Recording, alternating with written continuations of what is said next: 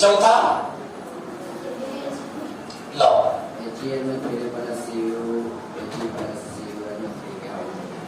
AgNO3 plus Cu Ag plus CuNO3 के whole 2। चलो इसको बीजगणितीय से साबित करना है। बताओ इसमें टोटल कई तत्व तुम लोग को दिख रहा है? AgNOCu कै गो है? Ag एक गो, N दो गो, O तीन गो और Cu एक चार गो। टोटल हुआ 4 गो। तो उसी तरह से यहाँ किया से गुना कर दे। यहाँ हो गया। अब लिखेंगे चूंकि Ag के लिए, किसके लिए? Ag के लिए। Ag के लिए बोलो यहाँ अणु कितना है?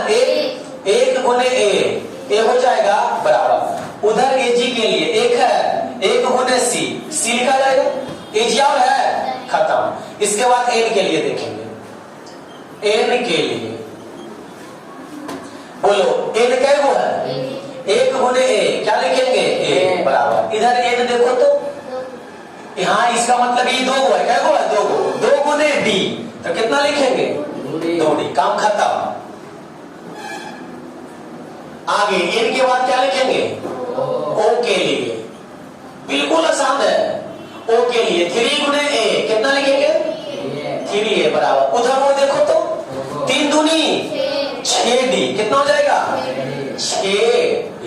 आगे समझ में? इसके बाद क्या बचा? Cu के लिए बोलो Cu के लिए इधर Cu कै गो है? 1 गुने B कितना लिखेंगे? B बराबर। इधर Cu देखो तो कै गो है? 1 है ना, तो बराबर में क्या लिख देंगे? D लिखा जाएगा। अब आओ यहाँ मेन समझना है A अनुपात B अनुपात C अनुपात D। अब देखो A के जगह हम क्या लिखेंगे? A के जगह क्या है? सब देख रहे हैं ना कि A का मान D है, फिर देखो A का मान D के फॉर्मेट में है, B का मान D, यानी हमको लग रहा है सबको D बना देना। देखो D कैसे बनेगा बोलो तो A बराबर हम कितना रख दें? A बराबर 2D। देखो सिर्फ मान देखना।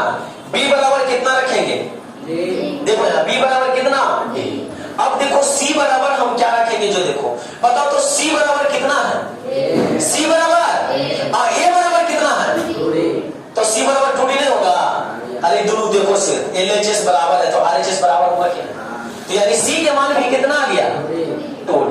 अब रही बात किसका मान? D का मान रहा है। तो अब यहाँ ध्यान से देखो हमें D का मान D में चाहिए, तो D का मान D में नहीं है, तो खुद तो D है ना, तो इसलिए D का मान D में क्या हो जाएगा? फिर से समझो, नहीं समझ में आता ये चीज। बोलो A बराबर कितना है? 2D। तो हमने लिख दिया कितना? 2D।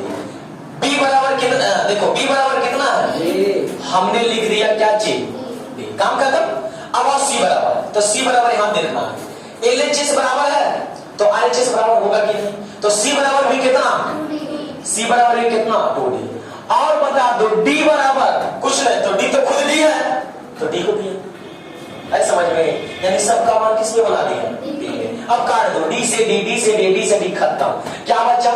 2 अनुपात 1 अनुपात 2 अनुपात 1। तुम रख के देखेगा ना यहाँ तो संतुलित रहेगा।